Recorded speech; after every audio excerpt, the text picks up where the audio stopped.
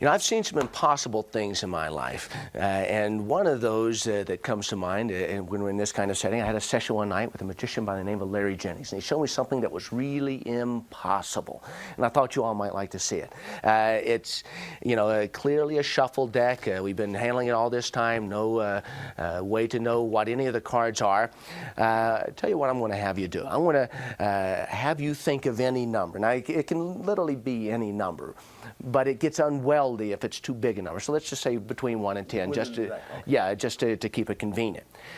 Now, when I turn around, I want to have you take off that number. Let's say hypothetically you think of 3, or that you think of 7. You know, I want you to, in such a way that I can't hear what that number is, because I can't know what that number is. It's going to be a secret for you.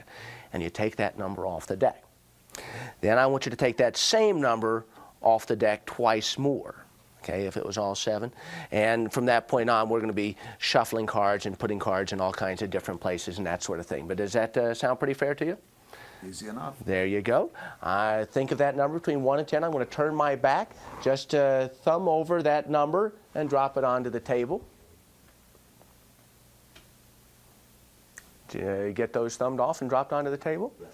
Now, you got to confess, it'd be impossible for me to know what that number could be. Now, I want you to do that 2 more times, so that you have 3 piles onto the table of that small number of cards. Okay? Got it?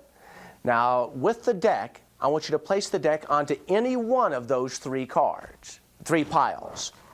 There you go. Now, it'd be impossible for me to know which pile you put that on, wouldn't it? I would assume. It would be. Now, of the other 2, take any one of those 2 that you'd like. Pick it up. And I want you to mix those cards completely so that nobody could possibly know what cards would be where. And I want you to look at that top card. And in fact, show that top card to everybody. And put it back on top. And then put that packet on top of the deck. Now I want you to take the 1 remaining packet, mix those up so that nobody could know any possible order for any of those cards, and place it on top of the deck. Done? Done. That'd be pretty impossible for me to know how many cards you started with, which packets you wanted to do what with, what card that you would end up looking at. Be all pretty impossible, wouldn't you agree? I would think so.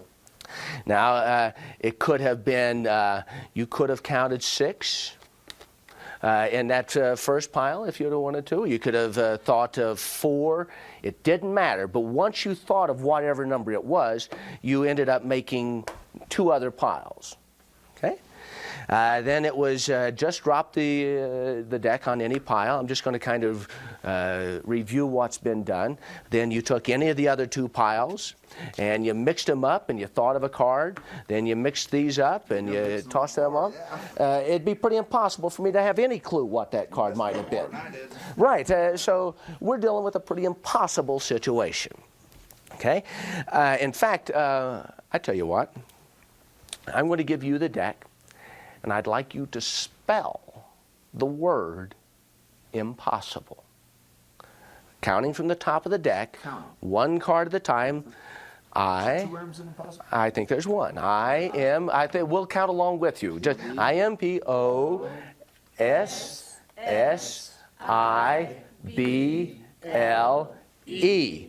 Take a look. Is that your card? Now that's impossible. Now that's impossible. That's impossible.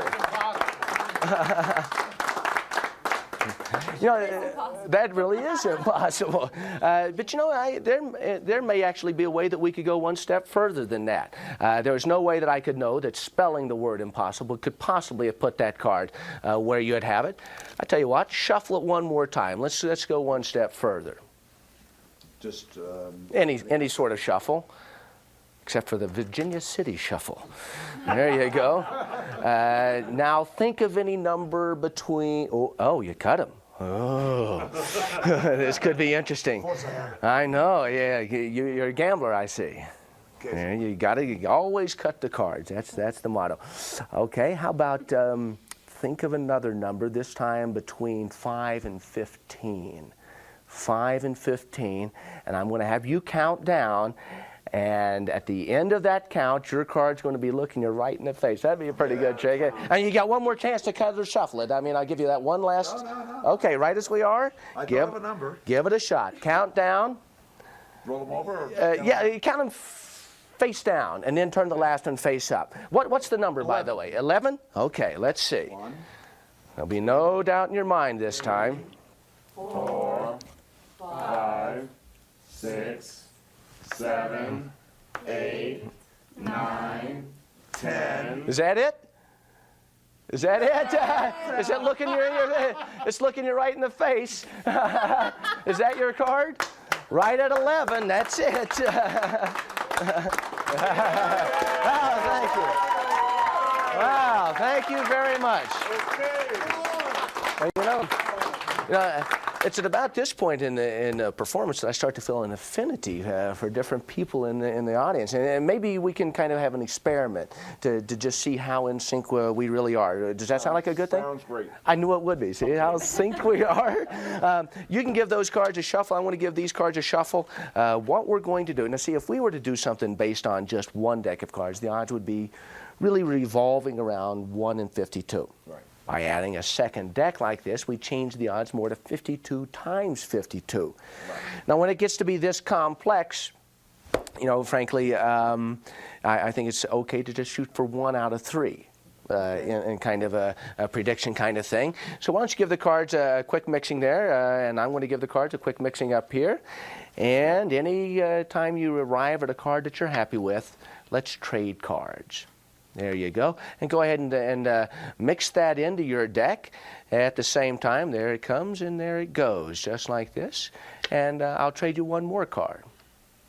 Very good. Just go ahead and lose that into the deck in much the same way, and I'll trade you one more card for one more card. Okay, as I said, when you're dealing with 52 times 52, I couldn't even begin to tell you what that number is, but it's pretty far up there. Right. So let's see if we ended up lucky enough to get 1 out of those 3 predictions right. Okay? You might find yours even quicker than I find mine. There's 2. Oops, I beat you. I beat you. There you go. And let's see, in this particular case, I got an ace, a 7, and a queen. I certainly hope that at least one of these will be a match there. Well, hey, that's pretty lucky. That's pretty lucky. Let's see. Oh. Well, Lord have mercy. We hit all 3. We must be in sync. We're there, buddy.